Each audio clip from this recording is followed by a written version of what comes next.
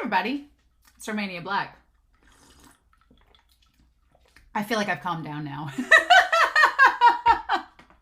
Man, so I have been gearing up to do some traveling this month, and so because of that, I have to record ahead for Kuroko's basketball and record this set and hopefully the next set before I go on my trip because I will be away from my computer and gone.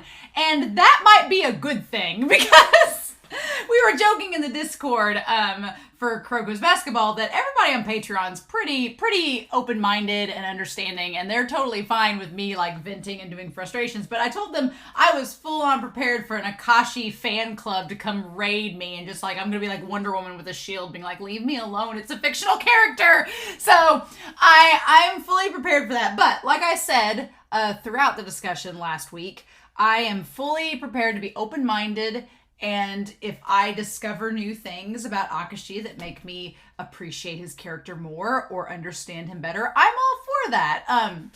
I just don't want to know. And someone asked in the Discord, they said that there was something about his power being different in the manga versus the anime. I don't want to know. Because my plan is, after I'm done with Kuroko's basketball, it probably won't be immediately after I'm done. It will probably be like over the summer when I hopefully have more time, that I want to read the manga and kind of do a video about the manga and some extra Kuroko stuff throughout the year, because I have a feeling as quickly as this series is wrapping up, I'm gonna miss it because I love it and I'm gonna want more things to look at. So that's my plan anyway, is to at least have some extra things to look forward to as we move forward into summer, and that seems to be one of them. So I want to enjoy the manga and like be able to read it and kind of make notes and write about it. So I don't want to know anything about the manga.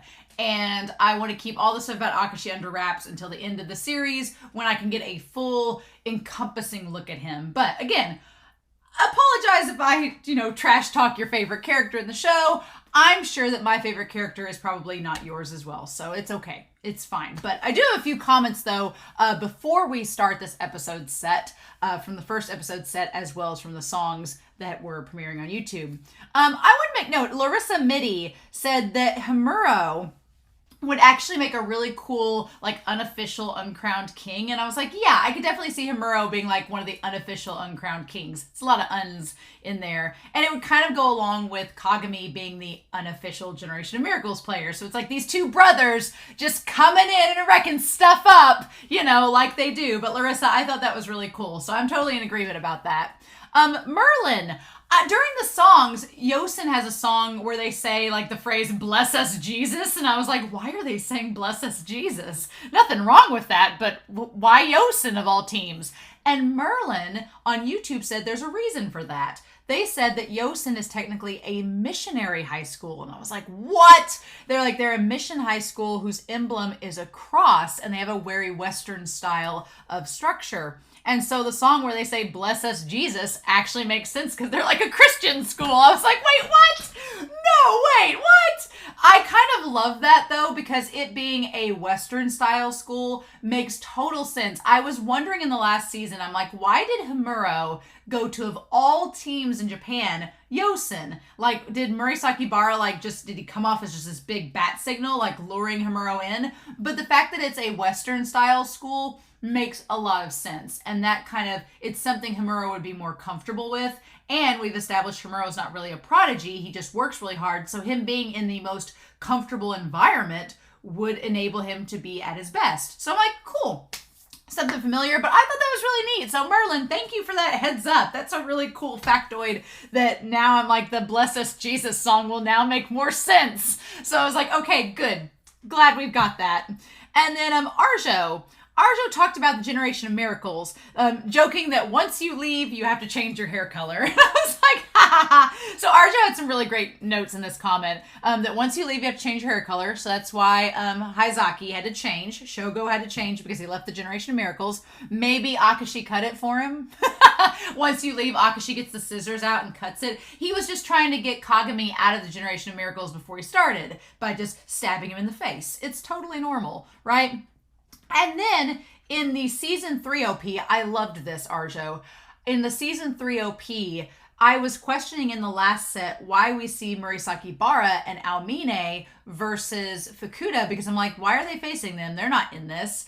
But Arjo said that it could be because it's like a little foreshadowing of Kise's perfect copy ability, because he does copy Murasaki Bara and kind of Almine, so I was like, oh, it was giving us a hint that it was going to be kind of like Almine and Murasaki Bara versus Fukuda, but not really. So that's really clever. I like that a lot. So I liked that a lot. That was really, really nice.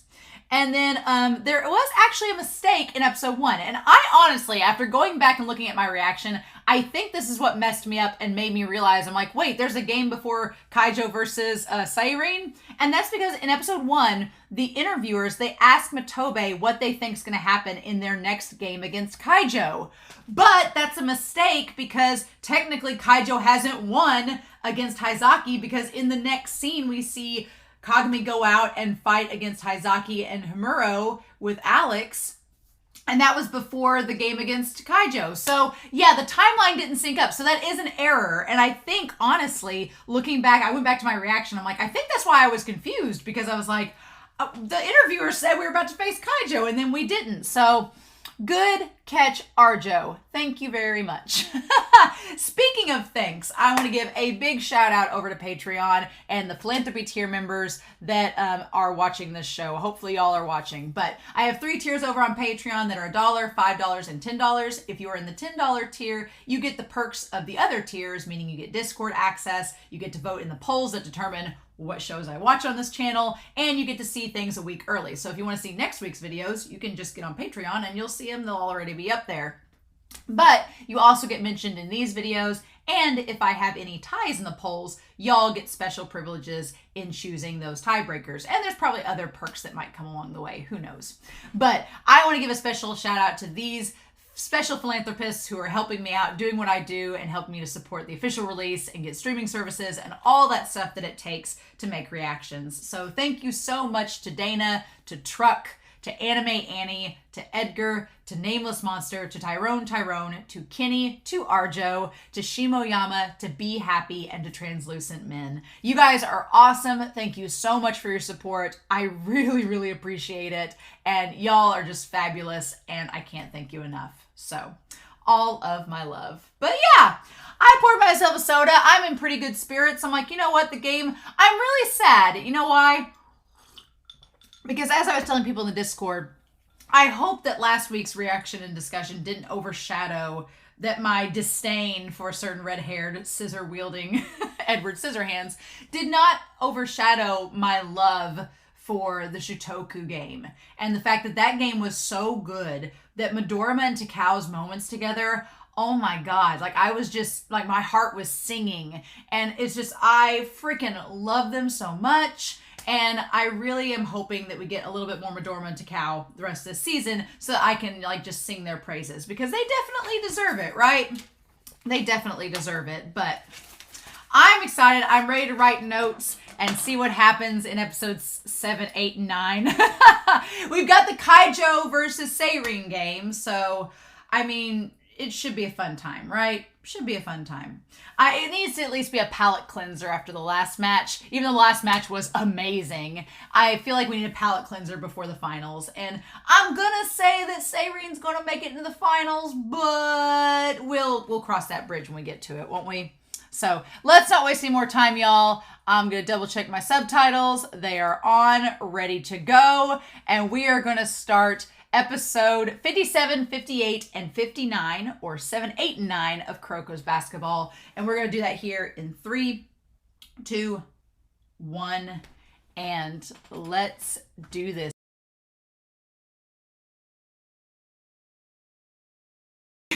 Well, if this season is going to prove anything, it's that I'm probably going to be very wrong about lots of things. Wrong about a lot of things, and you know what, I'll be the first to admit it. I'm fine with that. I like being surprised by shows. There are times where I get really excited when I predict something and I'm like, oh, that's fun. Like I was telling Kelsey in the comments on Patreon, Kelsey was like, were you cheering on Haizaki during the game in that first set? And I was like, no, I was just really proud of myself because I'd figured out that he stole moves instead of copying them. And I was having a moment where I was like, oh, that's cool, because usually I'm way off the mark. like I was in this set. So I love being surprised because what fun is a show if you know what's coming, right? If you know what's coming, what fun is that, right? You don't get as fun of a reaction out of it. You don't have as much fun watching it. And I came into this game thinking, oh, well, I'm sure there'll be some little heart-to-heart moments between Kise and Kasamatsu. And, we'll maybe get some backstory on the other team members for Kaijo, but they're going to lose. And then I was like, Kise's not going to use his perfect copy move because he just used it and it drained him. And he just comes right out the gate with it. And I was like, oh shit, no, I'm wrong. Honestly, Seiren catches a pretty darn good break, I feel like, in this set. I feel like they caught a really good break with Murasaki Bara that his zone didn't get tapped into until the very end of the game. They lucked out on that. And they may luck out on Rakuten. I still think they're going to win this game because fate, as Almine would say, and we have to have this matchup. But I think it's going to be by the skin of their teeth, and I think it's honestly because of Kise's injury. And I'm a little bit surprised, right? I feel like if Seiren has anything on their team that is to their benefit, it is the fact that they have Riko Ida on their team, because girl knows exactly what to do. Like, she was putting tape on Teppei's leg. She was getting Kagami wrapped up. She's giving them lemon slices. She's doing everything she can to keep them in tip-top shape. And the coach for Kaijo's like, I just go sit down. I'm like, you're not going to check that foot? You're not going to ice it? You're not going to do anything with it? You're just going to let it sit there? Okay. All right. Not going to check it out at all? Like, not even look at it? Might want to do that. I was like, you're just going to let him sit on the bench. I mean, I guess that works, but maybe they looked at it during halftime and it was off screen. We didn't see it. Maybe that was it. But this game is a lot more challenging than I thought it was going to be. And Furihata, Furi coming out of nowhere. I'm like, okay, look, y'all. I know that I have been told that like the number 6 ship on AO3 for Kuroko's basketball. The number 6, I want to let that sink into you all. The number 6 ship. Like I think there's like 100 and so ships in this series. The 6th, barely making it out of the top 5 ships on AO3 for Kuroko's basketball, is Furihata and Akashi. Now, I want you to explain to me. I don't want you to explain to me how that's possible, because now I have theories. Now that we've introduced Furihata, I was like, Does he play in the Rakuten game? Is he gonna be? I just imagine Akashi's like, what do we do with you? Like, he's like, get in the car. I don't know. I'm so floored. I'm like, it's the most polar opposite sensation possible of having Akashi and Furihata. I'm like, I guess it's a AO3 crack writer's dream, but now I'm thinking there's gonna be like some big Furihata moment in the Seiren versus Rakuten game that I'm like getting myself prepped for. Don't tell me if there is or not. I don't want to know, but that's just where my mind is. I'm like, there's gonna be a moment where Furihata like shoots the ball and it goes swoosh, and then Akashi's like, what if his Emperor Eye doesn't work on Furihata? What if it doesn't? What if Furihata's so weak the Emperor Eye doesn't work on him? No, wait, no. The trick is, I'm getting way off course. I'm getting way off track with this discussion, but let me say this before we dive into these episodes, because we're going to talk about Furihata. What if, because Akashi says that people that look down upon him, he uses his Emperor Eye on, right? What if Furihata doesn't look down upon him? What if he's just like, hey, friend? And Akashi's like, why doesn't it work on you? And he's like, and he's just so mellow, and so, not even mellow, he's just so innocent that it doesn't even work. I would die. I'd be like, I'm calling it now. Furihata is going to be the weapon to use against Akashi in the final game. It's going to be Furihata's game. God, that would be amazing. I would scream and like revolve this chair around in a big circle in like a victory lap, but probably not going to happen. But I'm still amazed that Furihata has that big of a ship with Akashi of all people. And they've had a total of 30 seconds together on screen in a grand total of 3 seasons. So what do we do with that? I mean, Almine said it was fate that all this happened. So Furihata meeting Akashi might have been fate. I don't know. But anyway, that we've got way off track. We need to talk about these episodes 7 through 9. Episodes 57, 58, and 59. Like you do. I did have a lot of notes. I feel like these episodes went by really fast, and I love the dynamic that Kise, Kagami, and Kuroko have. It is definitely an OT3, just like Kagami and Aomine and Kuroko, but it's a different vibe, right? We've talked about that in the last couple sets. It's a different vibe. And I was wrong in the reaction. I was wrong a lot in this episode set. I was like, yep, I'm gonna, eat my words. But I thought it was like 76-70 when Rakuten beat Shitoku. No, it was 86-70, so that's 16 points. That's a pretty big lead. Yeah. And the idea of Rakuten being relieved when they won, like we won, thank God, we get to go to the finals. I did like that because it humanizes them a lot. It makes them be like, okay, we're not just this Akashi not included, we're not just this elite team that's like, oh, well, there was just nothing standing in our way. The players were actually genuinely relieved. They're like, oh, thank God we beat them because that could have been a tough game, right? But we get this idea of, we do see number 5 briefly. We see his little doughy alien eyes for a brief second. We focus on it just enough, and then we never see him again. We're not going to see him till the game, so you know how that goes. But the pressure of being perfect. And I struggle with that a little bit. I do struggle with that theme a little bit, because I feel like that's going to be a big theme with Rakuten, is like the struggle of being the reigning champions and staying on top and blah, blah, blah.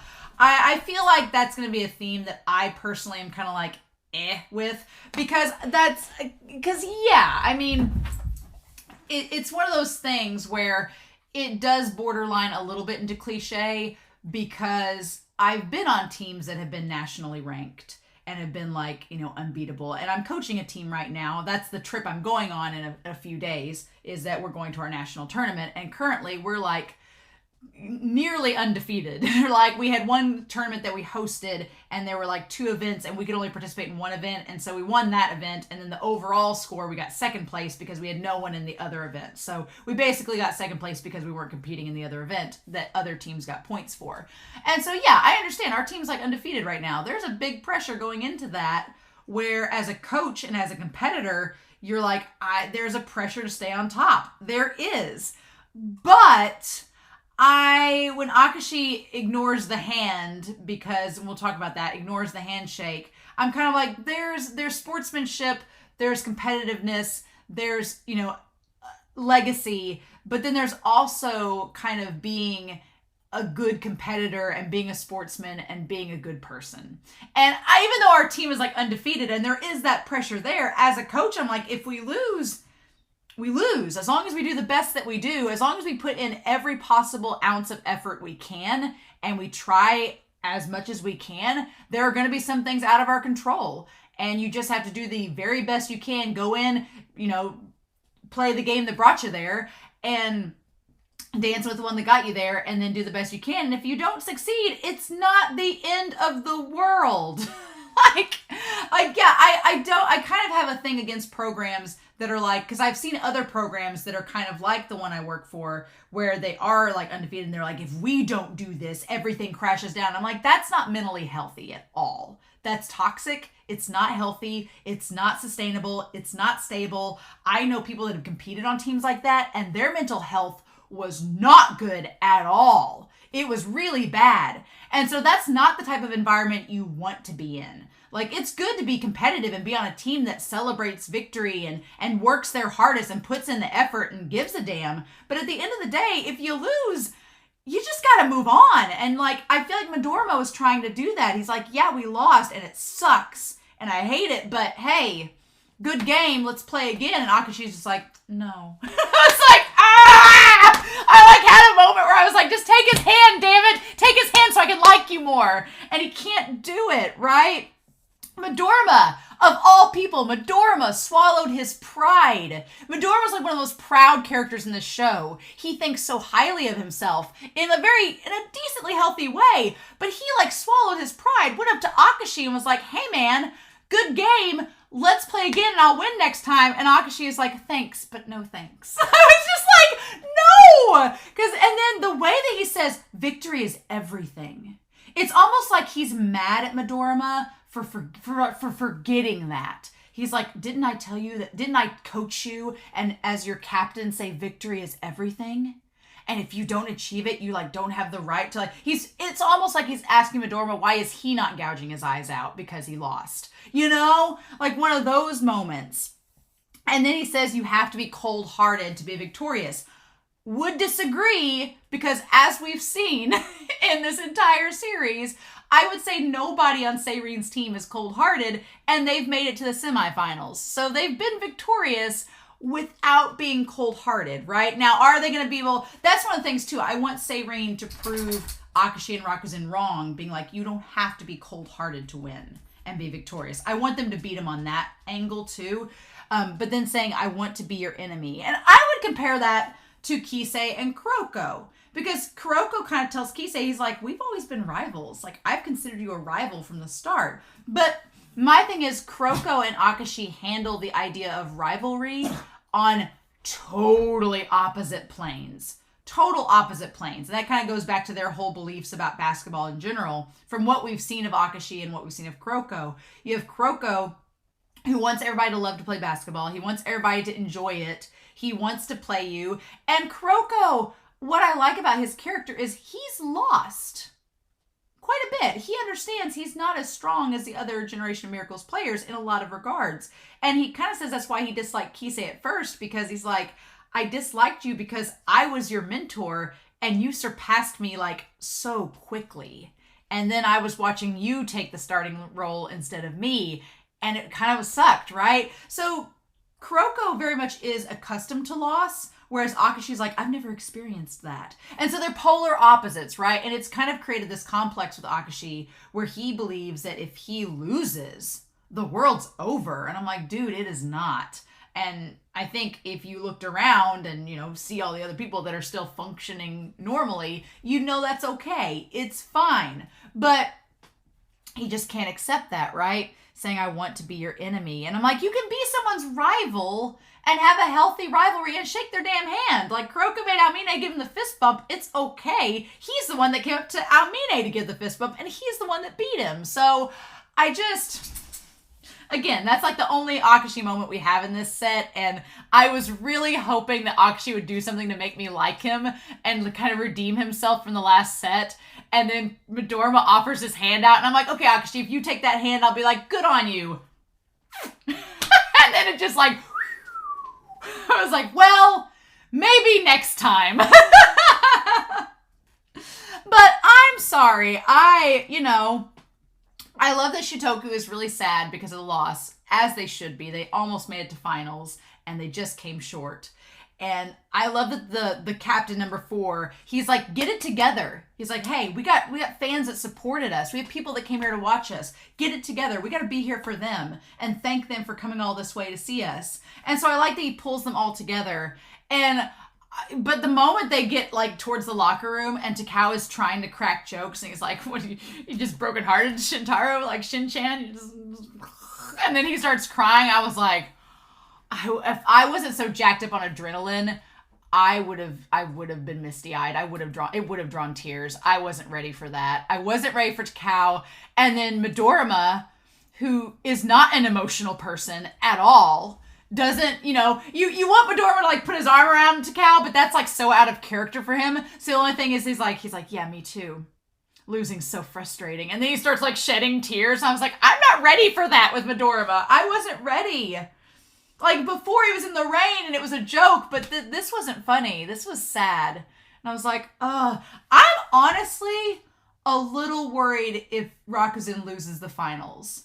Like, they're gonna have to, like, grab Akashi to keep him from killing himself. Like, I'm seriously worried about him at this point. I'm like, he is so obsessed with victory that I'm like, if Seiren beats Rakuzan, they're gonna have to talk him off a ledge. And I'm like, Akashi needs some help. He needs some therapy. He needs some help. He needs a friend. That's something I said in the Discord. I was like, look, I give Akashi a really hard time, but something about his character that really bothers me, and like bothers me in a concerned way, is that he's always alone. And I kind of got mad about it and like roasted him about it in the last episode, but I'm a little worried about him. I'm like, he's by himself, and like he's so hardcore stuck on this victory idea that I'm like, if he loses, he may try to hurt himself, and that's not cool. Like, there's nothing good about that at all. So I'm kind of like show what are we setting up? Like, I'm like, I have this like image in my head of like all the Generation of Miracles like grabbing Akashi and telling him not to hurt himself because he lost. And I'm like,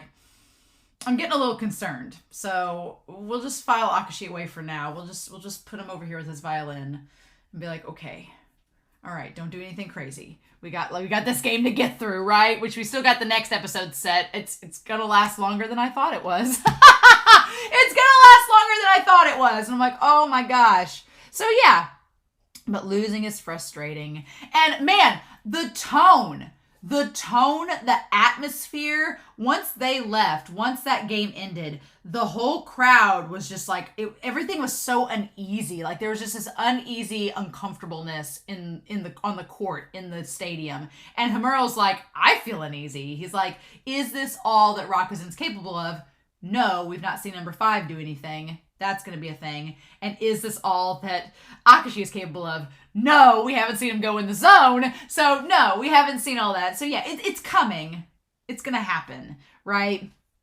But anyway, that's Akashi. That's Shutoku. That's that whole deal. What a way to wrap up that. I'm like, oh my gosh. And we cut to Kaijo and Seiren about to play. Can I say I love Kasamatsu? I've loved Kasamatsu since the start of this series. Kasamatsu has been definitely, him and Kise are Kise's obviously a favorite because he's a Generation of Miracles player, but Kasamatsu has been one of my favorites out of the whole series. Definitely my favorite on Kaijo with the exception of maybe Kise. But I might like Kasamatsu a little bit more than Kise if I'm being honest. Kasamatsu gives very much Iwaizumi vibes from Haikyuu, and Kise very much has Oikawa vibes from Haikyuu. So there's that going on, and that dynamic. I'm like, yes, please. I love it.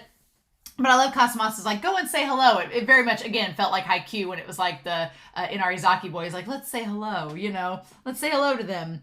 And then Kise immediately does Kagami's lane jump, and I'm like, okay, all right, sure thing.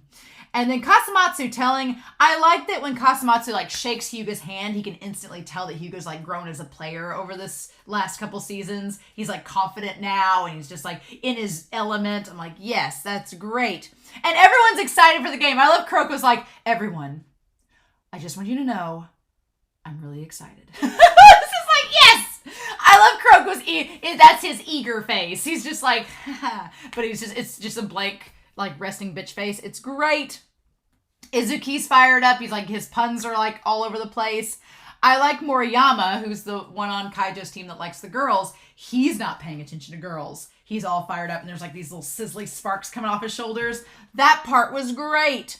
And then Kagami just has to, I love Kagami. He's, again, like my favorite Generation of Miracles. I'm going to call Kagami a Generation of Miracles player. He's honorary. He's the miracle that never was. the true light, as Aomine would say. I love Kagami, but my dude, he pokes the bear so much. And he like goes up to Kise, man, you've just gotten soft over the last couple seasons. And then Kise's like, oh, my bad. And I'm like, no, Kagami, what'd you do that for? And then Kuroko admitting that he views Kise as his rival. And he disliked him for surpassing him so easily. I like that even though, again, that's the healthy way to establish a rivalry. They're like, the communication. They explain what the rivalry is. They explain how it's tied to it. And just that it makes Kuroko want to work harder to face Kise and be able to challenge him. I'm like, that's awesome. That's a healthy rivalry if I've ever seen one. I love it, right?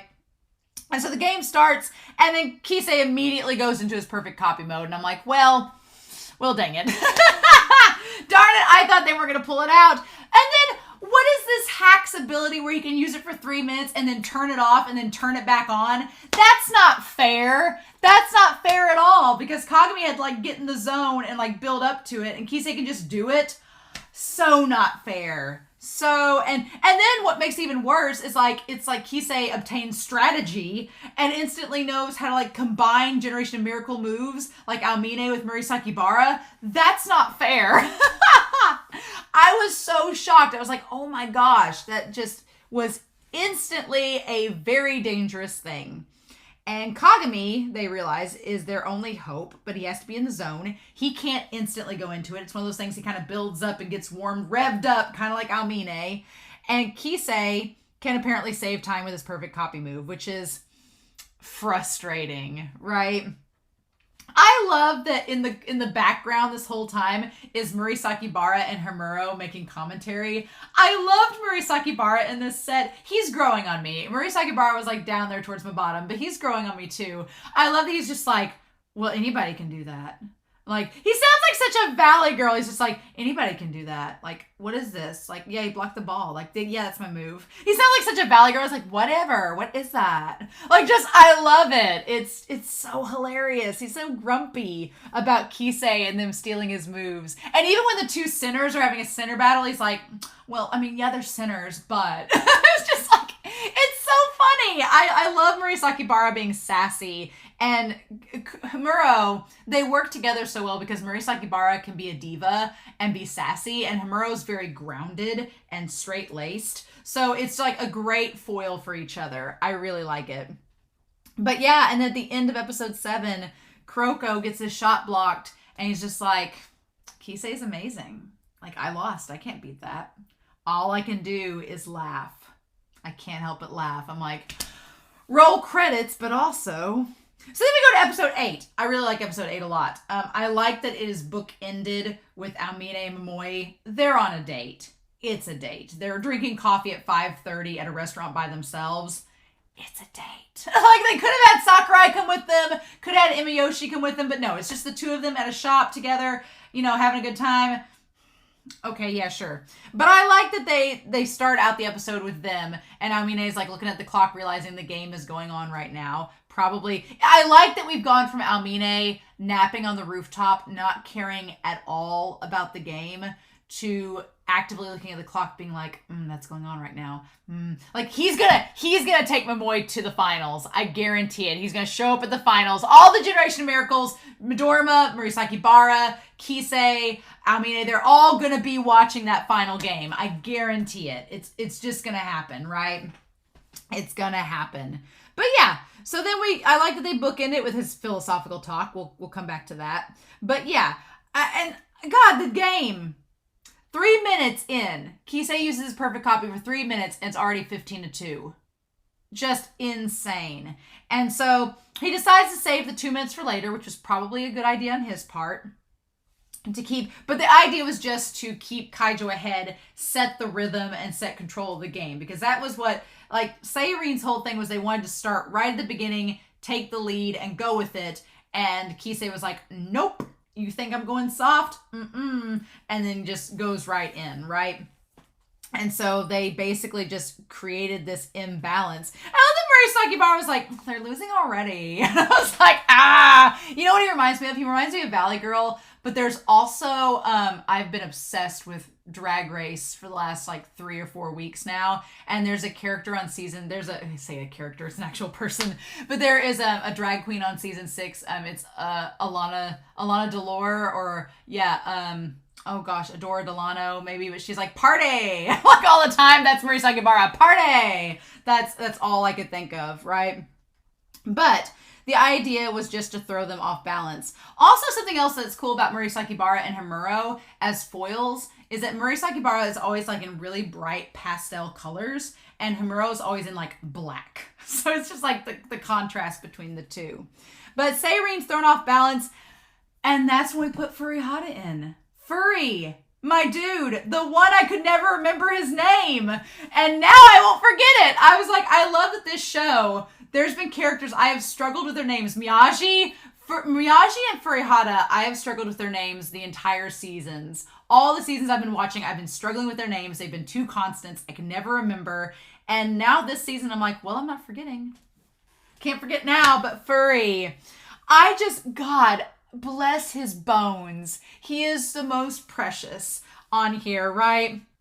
Like, him being, like, put in to take Izuki's place. I love that he just went past Kagami and Hyuga and was just like, I'm being put in the semifinal game. Oh my gosh. Doesn't even notice Kuroko's there. Like, doesn't even acknowledge his existence. And everybody's like, oh my god. My favorite, though, is Kise's eyebrow raise. The animation where Kise's like, is that their secret weapon? Like, just, between his eyebrow raise And the look on Kagami and Kuroko's face when they sub him in, that animation was hysterical. I was losing it. I was like, oh my God. Hilarious. I could not, y'all. I could not. It was too much. It was too much. But yeah, so Furihata's put in, and the thing about it is that his whole role is to calm the team down. He's so cautious and so trepidatious that he calms the team down because they're like, wait, we have to think, he's on the court now, what do we do? And it makes them be more careful, right? And he's trying his best, damn it. He's trying. He gets everybody to calm down. I love when he, like, Kagami's about to walk into a trap, and he's like, hey, wait, Kagami, calm down, think about this. And Kagami's like, oh yeah, right? And so Kuroko, like, even Kuroko connects with him. He's like, oh, well, you know, the first time I went into my game, I tripped and got a nosebleed. And I like that Furry's like, really? He's like, seriously? It's so cute. Now I want to see Kuroko, like, face plant on his very first time in the game. I bet we'll see that. There'll probably be a flashback at some point. Like, when Akashi discovers Kuroko, he'll see him, like, that first time doing a face plant. Maybe we'll get to see that. Maybe. But I like that Riko, the other members on the bench, they're like, oh, this is why you put him in. And Riko's like, yes, Furry is cowardly, but oftentimes cowardly can be equated to being careful. And that's not always a bad thing. If you need to set the pace, because they were getting reckless. They were so desperate to catch up and score points that they were making moves that were reckless, that weren't thought out. They were rushed. The pace was too quick, right? They needed to calm down and, in the words of Haikyuu, take it easy and then get back in the game. It was very much a take it easy moment from Haikyuu where everything's getting too quick. We need to slow down and think about things, right? And only Furihata can be able to do that. I love when he, like, makes the pass and then Hyuga and Teppei go up and, like, do the head pats and, like, nice pass, Furry. It's so cute, right? He gets the head pats from them. And then one thing about Kasamatsu that I really respect. I respect Kasamatsu a lot after this episode said. I'm like, hell yeah, that's a captain. I love it. But what I love about Kasamatsu is he is not afraid to correct himself. Kasamatsu's like, okay, I take it back. I was doubting you, Furry. Doubting you, kid. Now I get it. I get what you're about. I stand corrected. Let's do this. I like that. I respect someone that can admit when they're wrong and move forward with it. I like that a lot. I was like, good on you, Kasamatsu. Good on you. Other characters could take a page from your book. Right? But I like Kasamatsu corrects the idea of him, and we get the flashback. God. The flashback to Kawahara and Furry contemplating quitting was really, really powerful. And the animation in these episode sets have been really good. But I want to say the animation on Kuroko and Kagami's faces from all three of these episodes, beautiful. Like the look on their faces when they both walk out of practice, because they practice later than the other three first years, and Kawahara is talking about quitting, the look on their faces where they're like, no. Like, you can feel that emotion. And Kawahara, like, he was getting emotional. He's like, Kagami is just too intimidating. It's like, I can't compete with that. And Kagami's just sitting there like, yeah, I know. And Kuroko's like, yep. And just the idea that Kawahara thinks he'll never get to play, so why bother? And I love that Furry says, look, yeah, Kagami's intimidating. He's cut from a different cloth from us. But Kuroko's trying his hardest out there. And even when he's not able to compete against Kagami and the others, he finds a way to do something that's his own. And I think to myself, maybe I can do that. And I was like, oh, that's the idea that Kuroko inspires people like that, like Furihata. It was so beautiful. And he's like, I'll regret quitting if I do. And you just like get the close-up of Kagami and Kuroko's heads like, please don't quit. We might need you. And then you see it pay off here. It's like Furihata sticking with it after all this time. It pays off in this semifinal game of the national tournament. I'm like, that's so freaking cool. And he thinks, I can do something. And he scores a basket, and then he gets taken out. But I'm like, Furihata had his moment. I imagine in the manga, it was like a chapter or two that was just Furihata focused. And I'm like, I'm like, that was so awesome. I love that. And so from there, he gets taken out. And Teppei's popping lemons. I like that Teppei's doing like all the preservation, like trying to do the mandatory stuff to make sure he can stay in the full game. Again, Kise does nothing like that. So I'm like, y'all know Kise's foot's injured, but you're not doing anything about it. I guess maybe there's nothing they can do because, you know, I've broken a bone in my foot before, and it's kind of one of those things where you really just don't walk on it. Like that, and that's probably the thing of it too. I've not had like a full blown injury probably like Kise's, but I have broken like a bone in my foot before where I like ran so much that I like fractured the bone and I had to just stop running for a while and then it healed itself. So maybe that's where they were. There was nothing else they could do. So they were like, just stay off of it. But that kind of sucks, right? Because you think there should be something they're able to do. And then we even get Izuki focus. I like that Hyuga is really hard on Izuki, but because he knows he can take it, he knows it's effective. And Kagami's like, man, isn't that harsh? And he's like, no. He's like, I'm showing my respect for Izuki by being hard on him because I know he can take it and I know he's going to improve upon it, right? And he says that Izuki's been playing since 2nd grade, longer than any of us. And he knows more than anyone about hard work and the effort that it takes to be put in. And I like that, again, Izuki is kind of like Himuro, where they're both not prodigies, but they're characters that have been playing for a very long time, honing their craft, and they've been working really, really hard. And that hard work pays off for them in respect to the episodes. Like, he uses the Eagle Spear. The Eagle Spear move's awesome. I love that. That's so freaking cool. I love that he practiced, and that was what Kagetora told him to do. I like it was Riko's dad was like, this is what you need to work on. This is the skill set you need. And he said to practice all this time to get it to work, right? But it does work. And Kasamatsu, I like that Kasamatsu didn't get his puns at all. And Izuki's like, wait, what? I have a feeling like if we see Kasamatsu and Seiren, like in the audio dramas or with Seiren again, Kaijo with them, that Kasamatsu is going to be subjected to Izuki's puns to make up for it. Probably. But then Almine and Kise, I like that they're squaring off, and Kise's... Almine is not... Or not Almine. I wrote Almine instead of Kagami. That's a problem. Kagami and Kise are squaring off, and I love that Kagami is almost in the zone. We're not seeing the sparks yet, so he's not quite there. Next episode, they're going to be there. Right? Right. Next episode is going to be Kagami and Kise are going to be in the zone next episode, and it's going to be absolutely batshit crazy, and I'm ready for it, but... Oh, man, y'all. Oh, man. So, yeah, they square off. And then I think I wrote Almine because I was also thinking about his destiny conversation. So we talk about this, right? We talk about this.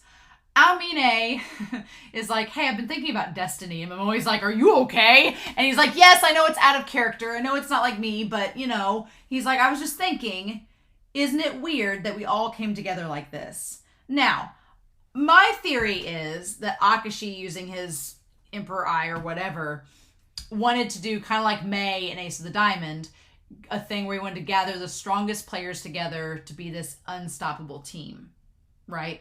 And so I feel like he gathered all of these players together to be this unstoppable force in middle school. But here's the thing. This is what I think the theory is. My theory is that he got together all of these players from the Generation of Miracles to form middle school's Takao team, knowing they were going to eventually part ways and go to different high schools.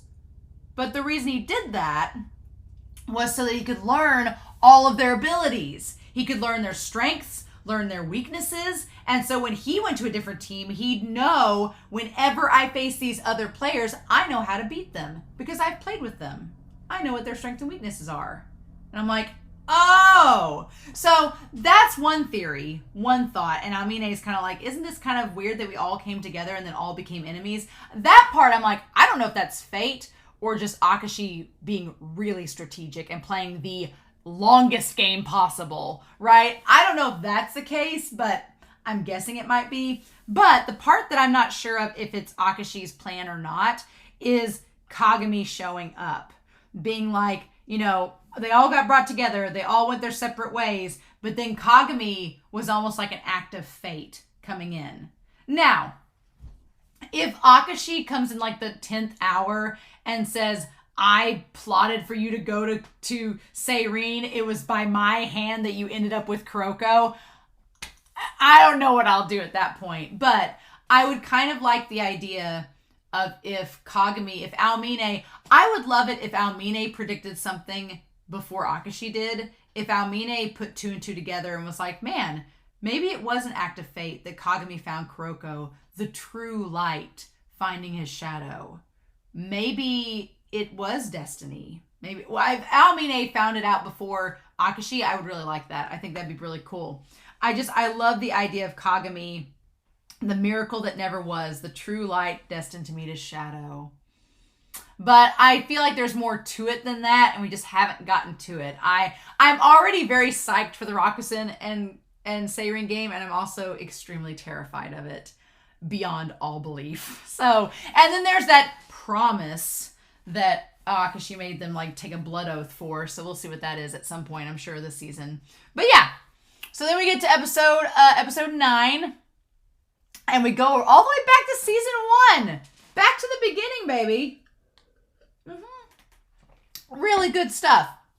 Back to the beginning, and Kise being like, I sensed it the first time we met, that you were up on the Generation of Miracles level. It just wasn't cemented, but I sensed it from the start, that now it's a certainty. You're like us, right? A Generation of Miracles player that followed a different path. Now, this part here, where he says, that's why I feel so strongly, it's instinct. I don't want to lose to him. I feel like that ties a little bit to Akashi's thing about victory being absolute. That victory is everything. Being like, I don't want to lose to someone. I feel like what Kise says there about the Generation of Miracles and all that is kind of a thing. And maybe Akashi sensed that from the beginning, that he's like, these individuals, they're all destined to be great players. They're not going to want to lose to one another. So I'm going to put them on a team together, learn all I can about them, learn their strengths, learn their weaknesses, and then let them go their separate ways, and I'll be the one to come out on top. Like, I play in the long game strategy, right? And I feel like what Kise does here is kind of similar to Akashi being like, I don't want to lose to him at all. I want to keep playing and I want to be victorious. And then Kasamatsu is like, get your head in the game. We got to get those points back. Right? But Kise is jumping lower than usual. The coach and Ida have figured it out. Kise knows what the deal is. And Kagami, like, jumping and making the basket. And I feel for Kise. I do. Because he wants to keep playing. Like, you're at this position where you don't need to get subbed out now. Not when the game is so close. But props one to the coach being like, no, get out of there. You're going to injure yourself more and then you're useless to us. If you stay in, you're not going to be able to use your 2 minutes that you have left because you're going to be too injured. And then I love Kasamatsu backing the coach up being like, no, Baka, you got an order. You do it. Your coach said do this. You do it. We'll talk more about Kasamatsu in this episode. But poor Kise, I feel for him because he just established this rivalry. He wants to play. And Kasamatsu's like, just listen to the coach and go. And Kagami's like, I know it. It's his leg. And yep, it's all, I mean, it's not exactly Heizaki's entire fault. It's his fault for stepping on it and exacerbating it and making it worse. So it kind of is Heizaki's fault. But if you go back and watch that first episode set, I mean, during warm-ups, before he even went outside to see Heizaki with Alex and Himuro, his leg was starting to give him a problem. And it's from all the way back when they were facing Aomine and his team, Toho, and they never fully let it heal. So it's just it's all these factors combined. But Heizaki's the most recent match, so we're going to blame it entirely on that for the most part. And Kasamatsu's like, no. He's like, if you play like you are, then we are going to lose because you're not any good to us injured. You're just taking up space on the court. You're desperate to win. You've overworked yourself. You're like, it was wrong for Izaki to step on your foot, but that's not an excuse for you to play. He's like, basketball's not forgiving. It's not going to care that it wasn't your fault. Your foot's hurt. Your foot's hurt. So if you keep playing, we're going to lose. So go sit down, get your strength back, and then come back and help us. Like, I respect Kasamatsu for being like, nah, the game doesn't care. I love it. And so then in comes Nakahara, or Nakamura. Nakamura, I think so too. And Nakamura is a big defensive player. Like Hyuga says, he's one of the top 8 in middle school. So he's nobody to slouch around about, right? He's good. And so poor Kise just having to sit back and watch. But Kasamatsu figures out the phantom shot. I love that Kasamatsu, he strategizes. He figures out the phantom shot, and then he's like, I'm going to wait until they're about to sub Kuroko out, and then I'm going to throw it in their face and make them feel bad. And like, just Kasamatsu like goes in for the jugular. He's like, I'm going to attack their morale, their like sense of being. And it's like, oh my God. It's like, oh my God, what are we doing? And then, yeah, they're double teaming Kagami.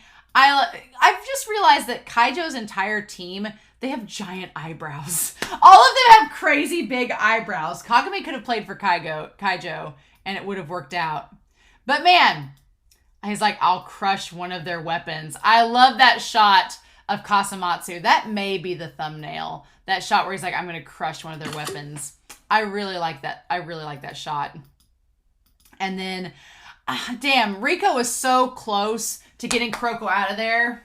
So close. But they kept him in. They kept him in. And then Kasamatsu blocked the shot. It's like, ugh. But you know what? You know what's amazing? Is when they blocked the shot and Kuroko was feeling bad. And he was definitely like starting to feel down on himself because that's been like his one move he could really count on. And poor Kuroko was just like, what do I do? He stopped it. And what I love is that the whole team's like, go Kasamatsu. And just as Kuroko leaves to let Matobe in, I love that Kagami's like, don't worry, I'll get it back. And it's like, it's like Kagami is just, he's so freaking good. Like Kagakuro, I could love that ship all day long because it's so perfect. Like when each other is feeling down in the dumps, they lift each other up just as a partnership, just as partners should. It's so damn good. And I like that Kuroko's like, yeah, I'm disappointed, but he's like, I made us lose control of the game. I get it. I'm shocked, but it's okay because Seiren hasn't lost the game yet. Besides, leave it to me. I'm like, He's like, I just got to figure out what I'm going to do. Kagami is such like an indomitable spirit. I'm really worried that when we get to Rakuzen, like Akashi's going to try to break Kagami's spirit. He's going to try so hard, and I don't want it to get to that point. I feel like it's going to get really dangerously close, and then Kuroko's going to, like, lift him up. I'm like, I'm waiting for it, but I love that Kagami just doesn't let it get him down. He keeps fighting through.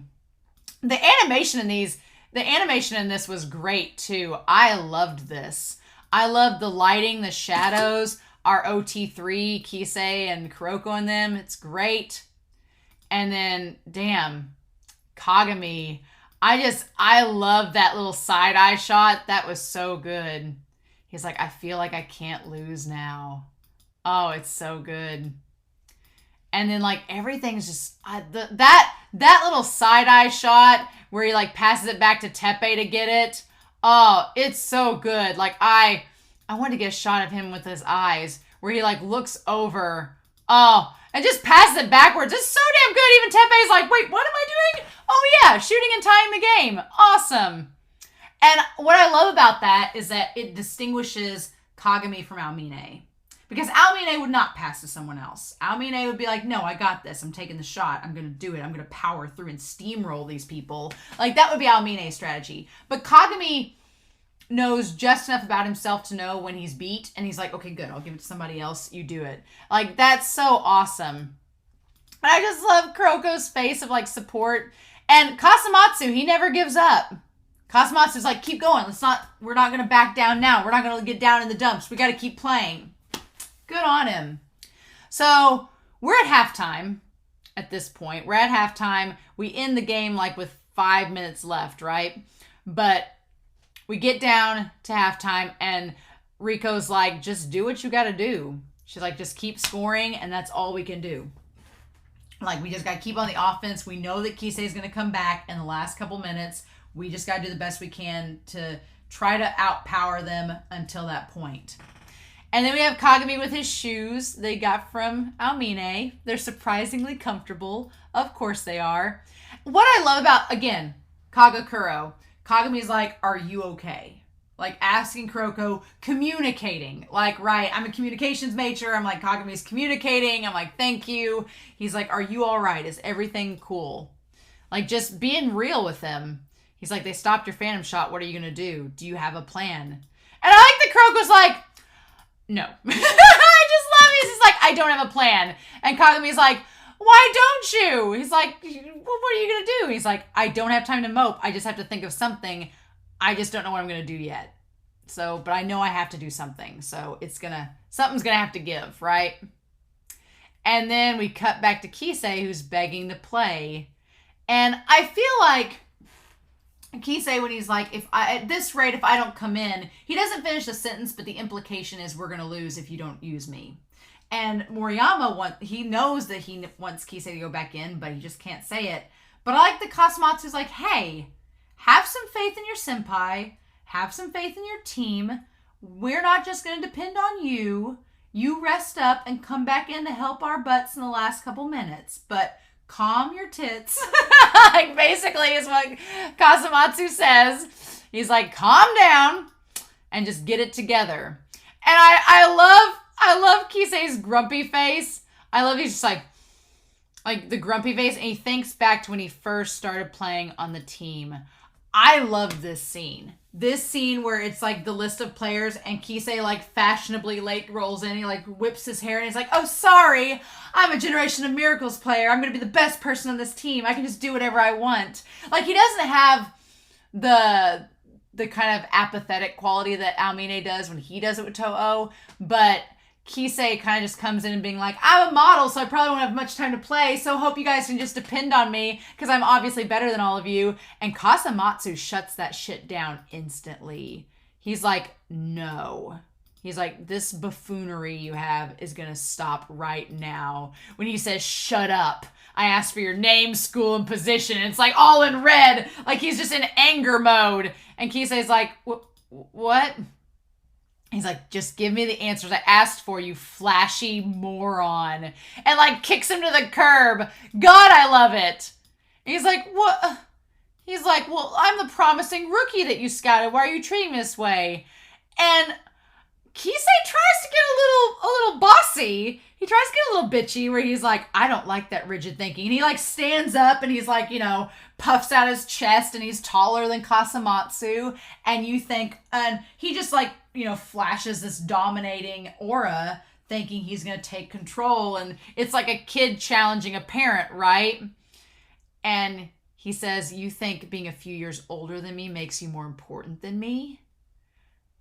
And he's like, I'm probably better at basketball than you. And I'm like, that is ballsy to like stand up to your senpai, to your senior and tell them that on day one. And I love that Kasamatsu's like, oh, really? Yeah. He like looks at him, he says, I am more important. Like looks him dead in the eye. I'm like, oh! He says, regardless of your skill, this is the Kaijo High basketball team. Being like, this is what you signed up for. I love this. He's like, this is our basketball team. This is how it works. Okay? He's like, it's not because I'm older than you. But the second and third years, we've worked our asses off for 2 years or a year longer than you. It's seniority. That's just how this is. We've put in the work. This is our team. You don't just come in here and take it over. I was like, oh my gosh! He's like, I'm telling you to respect that. Respect the work we've put in. And I love that it's like, the sun setting is like, Kise goes in there with this like Takao mentality of like, this is how it's gonna be. And I like that it's like the sun setting is a representation of that Takao mentality ending. Kise of Takao is over, and now you're Kise of Kaijo High. Like a new day is dawning after this. He's like, and you're gonna respect it. Oh, I love it. I love it. I don't care if you're one of the Generation of Miracles. you're now Kise Ryota, Kaijo first year. And you can tell that like Kise kind of respects that. He's like, oh, like, all right, you're gonna put me in my place, sir. Okay. And it's like, and I'm Kasamatsu Yukio. And I just love how serious he is. You got a problem with that? I love it. And it's back to this game. And Kise's just like, I knew it wasn't swagger, but I still didn't like it. Like, and now it's just all about respect. And it's 52-48. And the coach is telling him to calm down. And that Kaijo's hanging on, but they're about to go back in. And Kasamatsu, I love it. I love that Kasamatsu just doesn't give up. He always keeps his team going and motivated. And no matter what happens, he's like, we don't stop till the very end. Like, that's a captain. Like, that is a captain. To keep your team going, to keep them properly motivated, and just to be the, like, a model person the team should respect, right? I love it. The way that Kasamatsu commands respect is one that I admire. I like it. I like it a lot. Mm-hmm. And then him saying, we're not finished yet. I love that the one guy with the fuzzy eyebrows looks terrified, but he's like, we're not done. We're not done, Seiren. So no, I think it's going to be a nail biter. I think they're going to keep him down to the wire. It's going to be down to the very end. And I think Seiren's going to pull ahead barely, but between Kise's perfect copy and Kasamatsu and the team, I think it's going to be a nail biter. And when I went into watching this episode set, I did not think it was going to be that way at all. I was proven woefully wrong, let me tell you. So we need to talk about the end credits as well as the end cards. The end credits are actually really cute. We're back to the painting again. I like it. A lot of them are like scrolling end credits, so I had to take like multiple screenshots. But I like that Miyagi and Wakamatsu are like getting little talismans and stuff from Riko, like little name tags. It's name tags to work with the kids, but we don't see the kids yet, right? And so I like that Seiren have the red shirts underneath. Kaijo have the blue. I like that Kise is pointing out Rakuzen's been spray painted on the mural. It's like Kise's going, hey, look, Rakuzen was here. They added something to the mural. And Kuroko's getting out the balls for the kids. Nago is there. It's super cute. But that's the first end card. The second one's split into two parts. Okay, the future thing where Kuroko was like a kindergarten teacher is in full swing in this ED, because the very first shot we see is Kuroko like with a little girl being like, hey, it's okay, it's all right, you can do this. And then Takao's like, hey, look, watch Midorima shoot the ball. Isn't that cool? Isn't that sweet? And then Teppei of course has kids like surrounding him. Teppei is like a teddy bear. The kids love him. He's also with the dog, so with number 2. So it's super, super cute. I love that Midorima is like helping the kid learn how to shoot the ball. It's really sweet. The one kid has like the 2 balls under his jersey like as boobs. What a little scamp. What a little scamp. And then Momoy and Riko, they're like showing the kids they're asking the kids questions about the body parts and about stuff, and they're raising their hand to answer them. Kugane and Matobe get like screen time. My shipper heart helping the kids. Tsuchida's like lifting a kid around on his shoulders, watching him. I love Murray Sakibara. Like, Hamuro is there with the one kid, and then Murray Sakibara, like Teppei, is surrounded by children. But while Teppei is really, like, embracing the kids, like, dog piling on top of him, Murray Sakibara's like, I don't know what to do. And it's really cute. And then, of course, Kagami and Almine are playing each other. Of course. And the kids are all, like, cheering them on. It's really sweet. And then we see, like, we get another montage where it's, like, Toho, they're, like, all playing with the kids. Imayoshi's showing a kid how to, like, shoot the ball. That's really cute. There was Shutoku. Kuroko's with that little girl still, which is really sweet. Kagami and Almine are still facing each other. I like that Hamuro is, like, telling kids, now, here's what you do. And it's really sweet. And then we cut over to Kise. Kise, like, playing the kids, dribbling with them. Izuki's showing them. Izuki's passing the ball to Miyagi, which is fun. Midorima's in the background with Takao. Like, I like that Midorima's doing this with his glasses and the little kid's imitating him, and Takao's laughing about it. That's really cute. And then, again, we don't see Rakuzen here. Akashi's not allowed to be near children, clearly. You know. But then we have our end cards. Speaking of Akashi, this one of Midorima and Akashi, Midorima looking up at Akashi, like that dynamic was clearly established in episode 7, that Midorima looks up to Akashi. Even though he's taller than him, he looks up to him and respects him and just wants that respect returned. And Akashi's like, nope. But I do like that. I'm definitely, after this start of this season, I'm a Midorima and Takao shipper through and through. But I do see the Midorima and Akashi ship. Also, look at this one with Furi. Furi with the fan in his face. What an angel. And then, like, we get, like, a bare glimpse of Izuki fan service as he, like, lifts up the shirt to show off his abs. Like, that's great. I love Furi gets his own end card. Bless him. And then the last one is, like, my shipper heart, right? Murasaki and Himuro with the black and white. You know, we have, again, you have in this episode set, in the flashback with when old Furihata and Kuwahara were considering quitting, you had Kagami come out with a black shirt and Kuroko coming out with a white shirt. And here you have Himuro with his black shirt and Murasaki with his white shirt, but there's black underneath. Like, he's into it. I'm like, my shipper heart. I love that end card. It's so cute. So, oh y'all. I was pleasantly surprised by this episode set. I did not think I was gonna like it nearly that much. I didn't think I'd be really enjoying the game as much as I am, but I am. So I really am looking forward to the conclusion of this game. I still think Seiren's going to win, but it's going to be a lot closer than I thought. So that's exciting. It's good when a show keeps you on its toes in the 3rd season, right? Right?